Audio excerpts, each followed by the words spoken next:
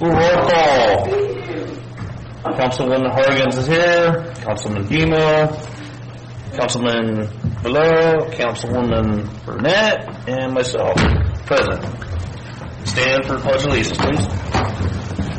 Salute flag. I pledge allegiance to the flag of the United States of America and to the republic for which it stands, one nation, under God, indivisible, with liberty and justice for all. Heavenly Father, we thank you for this time we get to spend together. We thank you that you are with us as we make decisions for our town. In your name we pray. Amen.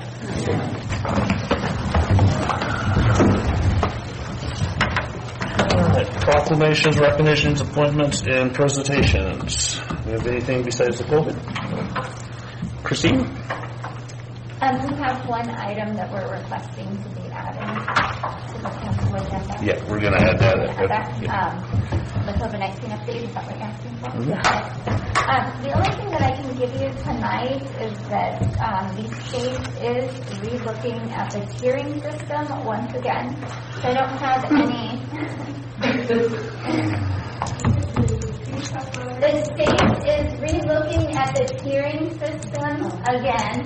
And I think it does make sense at this point as more people get vaccinated, and that's essentially what the governor announced last week, kind of in broad terms, is that they're going to take into consideration how many people in a community have been vaccinated in determining what tier that community should be in, looking at the other factors of case rate and positivity rate.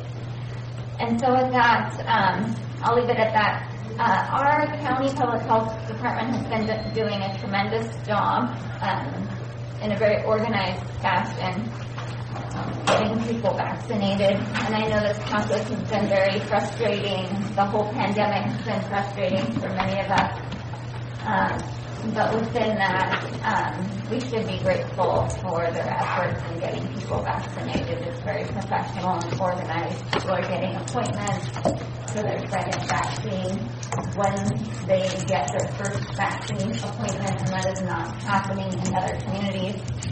In other communities, residents are having to search around to try to figure out how they're going to get their second vaccination. So I just wanted to take a moment to thank our public health department for rolling it out in an organized fashion. Do you know, Christina, if Tama County has received any of the Johnson & Johnson vaccine that only takes the one shot? I received information that they are going to be taking it shortly, but have not quite yet. I don't know if that changed as of this morning, because I haven't gotten an update since Friday. But as of Friday, they were supposed to receive a distribution of the Johnson & Johnson that has not yet, but they have received that. It's my understanding that it's at Rite Aid. Okay, so perhaps it's at Rite Aid. But not within the local public health department. Thank you. Thank you. Thank you. No other. All right, we'll move on. Public comments and business from the floor. If there's anybody here that would like to speak on something that is not already agendized, now is that time. If you wish to come to the podium, you have a 3-minute time limit. Is there anybody from the audience that would like to speak on an item that is not agendized? All right. Nobody wants to talk. We move on to the consent agenda. It is recommended that items listed on the consent agenda be acted on. Under public comments and business from the floor, wouldn't that be where we add the... No, we're going to do it at the end. So we're going to go to the regular agenda items, and then at that point we'll add it. Okay. Yeah, we'll keep it all together as opposed to separating it. Okay. Okay, consent agenda is recommended that items listed on the consent agenda be acted on simultaneously unless a council member or members of the audience request separate discussion or action. Number 2 is waive the reading except by title of any ordinance under consideration at this meeting for either introduction or passage per Government Code Section 36934. Waive the reading and approve the minutes of the following meetings with any necessary corrections. February 22nd, 2021, special joint meeting of the City Council and Planning Commission, and February 23rd, 2021, City Council closed session regular meeting. Item 4, March 3rd, 2021, claim warrant in the amount of $306,680.27. March 3rd, 2021 business license report. Item 6, February 2021 wages and salaries, $384,324.67. Item 7 is February 2021 treasurer's report. Item 8, February 2021 building permit evaluation report in the amount of $1,838,845. And item 9 is the February 2021 City of Corning wastewater operations summary report. Is there any items anybody would like to discuss or have pulled? If not, do I have a motion? I move we accept consent agenda items 2 through 9. I'll second that. All those in favor? Aye. Opposed? So pass unanimous. We will move on to public hearings and meetings. There are none. So regular agenda. Request authorization for appropriation of $3,167.67. I'm sorry, 87 cents from Police Department Speed Plate Fund 071-9267-2116 to Miscellaneous Supplies Fund 001-6150-2114 for purchase of ammunition. That would be Chief Pierce. Good evening, Honorable Mayor and Council.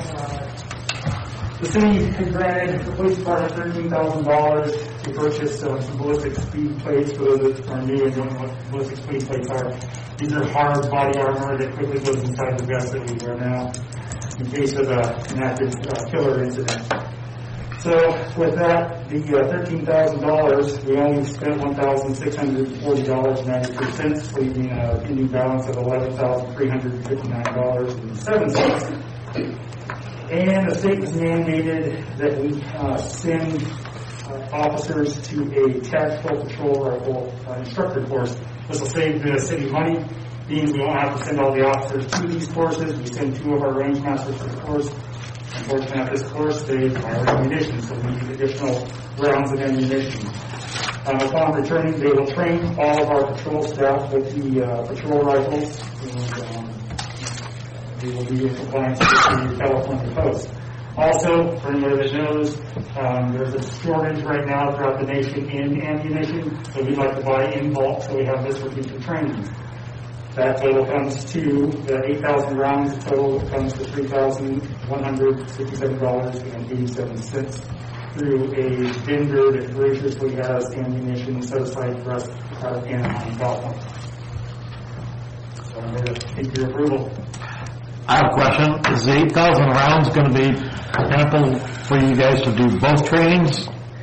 8,000 rounds is all they would give us at the time. Okay. Because of the shortage.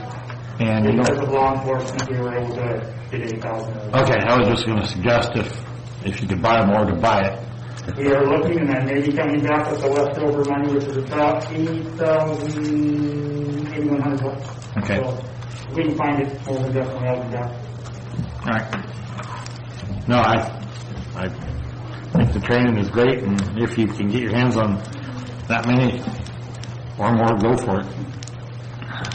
Yeah, I share the same sentiment as Councilman Demo. It's if we could get more right now, buy more right now, because anybody that's tried to buy ammo or reloading supplies knows that it's hard to find, very hard to come by. So definitely support you guys having ammunition that you need to properly train. It's a good thing. Karen, Chewy, anybody else? No, I'm all for buying more. Well, that being said, I'll move that Mayor and Council approve the appropriation of funds in of $3,167.87 from Police Department Speed Plates Fund 071-9267-2116 to Miscellaneous Supplies Fund 001-6150-2114 for the purchase of ammunition. Do I have a second? I'll second it. All those in favor? Aye. Opposed? So you pass unanimous. Thank you, Chief Pierce. All right, moving on. Item number 11, approve a new 5-year agreement with Corning Junior Rodeo Association. I'll go ahead and take that. Thank you, Honorable Mayor and Council. As has occurred for many, many years, the Corning Junior Rodeo Association leases the rodeo grounds to hold the Corning Junior Rodeo. This agreement before you would extend that agreement for another period of 5 years under the same terms and conditions. And we request or ask the council to consider authorizing such. I think it's a great thing. They do a lot of work over there. They maintain that and keeps our youth occupied for a while, not just for one day, because I know they have a lot of them have to train and get ready for the rodeo, because there's more than just a bull riding or a bareback riding. There's roping and all kinds of stuff. So yeah, I'm in 100% support of it. Shelley or Karen, you guys have anything to add or questions? I'm very much in favor of the rodeo, junior rodeo. It's a good thing. Yep, and I know that those guys have volunteered countless hours and hours and hours and money the community has donated over the years to even make that possible. So I can't thank them enough for continuing it for all the years that they've done it. But nobody else has anything they'd like to say. Do I have a motion? I make a motion the mayor and council approve renewal of the 5-year lease agreement between the city of Corning and the Corning Junior Rodeo Association. I'll second that. All those in favor? Aye. Opposed? So passed unanimous. Okay, we have an added agenda item we're going to talk about this time. City staff has proposed adding an item to the agenda tonight that was not posted on the original agenda on Friday. The City Council has the ability to do this pursuant to Government Code Section 54554, Section B, item 2, if A, the need exists to take action immediately, and B, the need came to the attention of the city after the agenda was posted. 2 votes are needed for this item. The first is a determination through a 4/5 vote that the matter will be added to the agenda, and then if successful, a vote on the item itself. Thank you, Honorable Mayor, and good evening, council members. So, as the mayor just indicated, that the typical rule is the council is not allowed to vote or discuss anything unless it's actually on the agenda. However, there are certain exceptions to this. One is if there's an immediate need to vote on something, and that need came to the attention of the council or of the city after the agenda was posted. In this case, we have a code enforcement issue. Yesterday, city staff and law enforcement went to the property located at 1507 Calusa Street, and with being provided consent by the tenant at the property, performed an inspection and found substantial code violations there, including a significant accumulation of trash and debris within the home, drug paraphernalia, and animal cruelty in the form of hoarding of animals. What the city wants to do by adding this to the agenda, what city staff wants to do, is to receive a finding from city council that staff can move forward immediately to abate these issues, and in finding that it is urgent, it would allow the city to not have to go through the competitive bidding process, which takes time and a lot of effort, and just move forward in getting a vendor to get into the property to abate it so that it doesn't continue being a public nuisance and a significant health and safety issue to the city. So the way that it would work is you would first vote through a 4/5 vote. You put the matter on the agenda. Then if that occurs, then you would vote again on the actual item, which is the determination that the city staff can move forward, spend city funds on this abatement, and then direct $20,000 in general fund reserve to be transferred in order to allow this. So, if there's any questions, I'll be happy to answer them. Anybody have anything for I've been to this property numerous times, and Right. Yeah. okay. So, Okay. I'll make a motion that mayor and council approve adding item J12 to the agenda, which concerns the expenditure of public funds for the abatement of 1507 Calusa Street, because there is a need to take action immediately due to the health and safety concerns, and the need for action did not come to the attention of the city until after the agenda was posted. I second it. All those in favor? Aye. Opposed? This will pass unanimous. All right. I have a question about what you mean by abatement. Are they going to tear the house down or just clean it? Just clean it to the extent so that the issues, there's not drug paraphernalia in there. There's not all of these animals that are suffering cruelty. So no, they're not going to tear it down. Okay. It's just going to be to resolving the nuisances to the extent possible. Okay. For any members of the public, there is a supplemental material that I think that There's one on the podium. Okay, so one on the podium there. And there's photos within that supplemental material to show the condition of the property. I didn't get the photos. Oh, okay, but you counsel. Yes. Yeah, and this house has been a public nuisance, a health hazard. It's one of several in town that I think we're going to have to tackle over time, but we have to start somewhere. So, does anybody have any more questions for Colin? If not, do I have a motion? I have a question.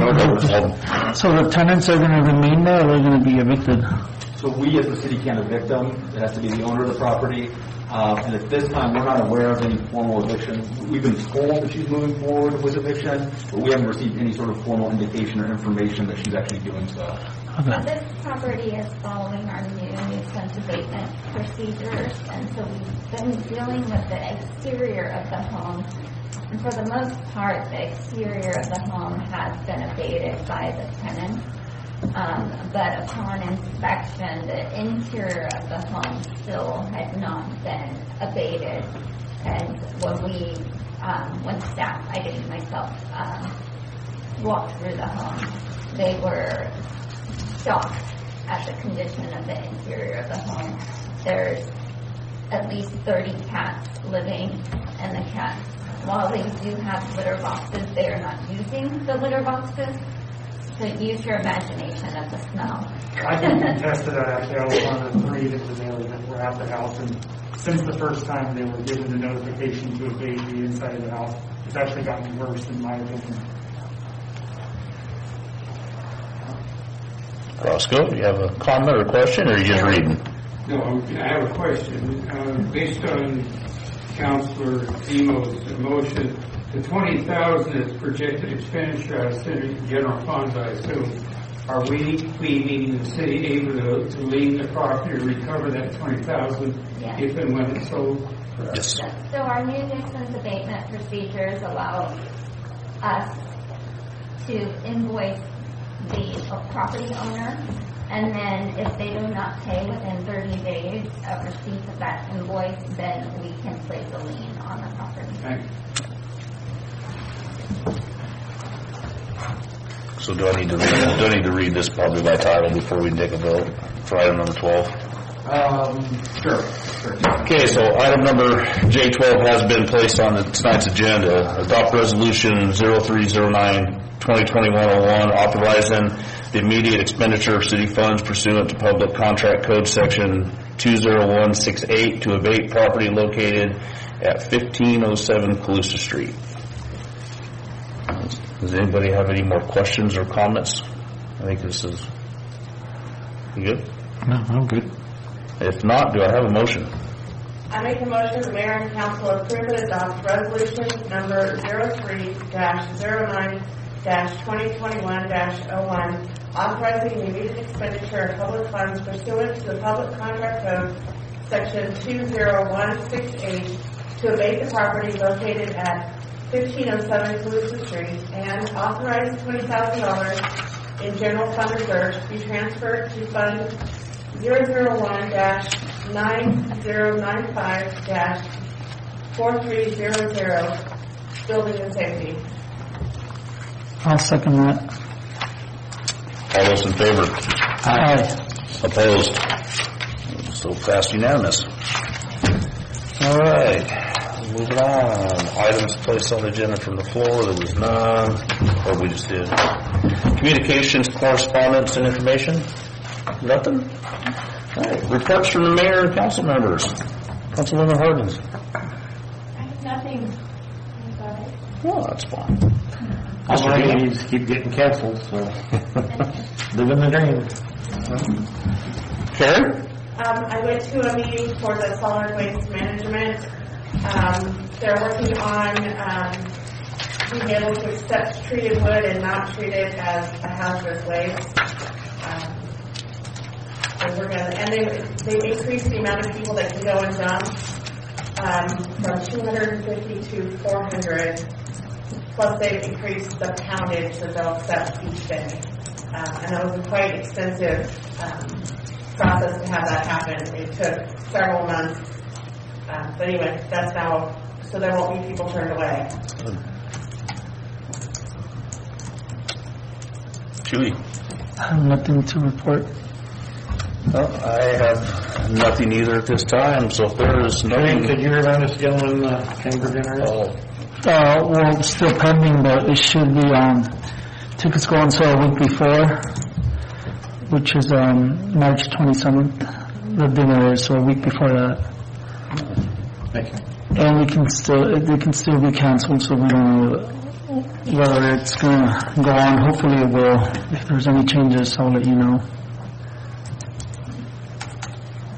May I add something if there's nothing further? Sure. Only because I sit on the groundwater sustainability commission on behalf of the council. I just want to make sure that the council and the public is aware that the county is looking at groundwater monitoring wells throughout the county because of what's called SGMA, but because of law that requires them to do so. But more importantly, because there's a need for it, because as many of you know, there's been a decline in the availability of water from the ground. So people are having to lower their wells accordingly. Some people's wells are running dry. Not in all areas of the county, but in certain areas of the county. So they are required by law to monitor and come up with a plan to create a sustainable groundwater system. And so we are having an onslaught of meetings up here shortly. And if you're interested in participating, which I think people should be really interested in, because we all really depend on water, please either Google Tama County Groundwater Sustainability. There's also Corning Subbasin meetings as well that you may be more interested in, because that is while Corning is in Tehama County, the Corning Subbasin is part of the Glenn County Groundwater Sustainability Agency. All right. Anybody got anything else? If not, meeting's adjourned.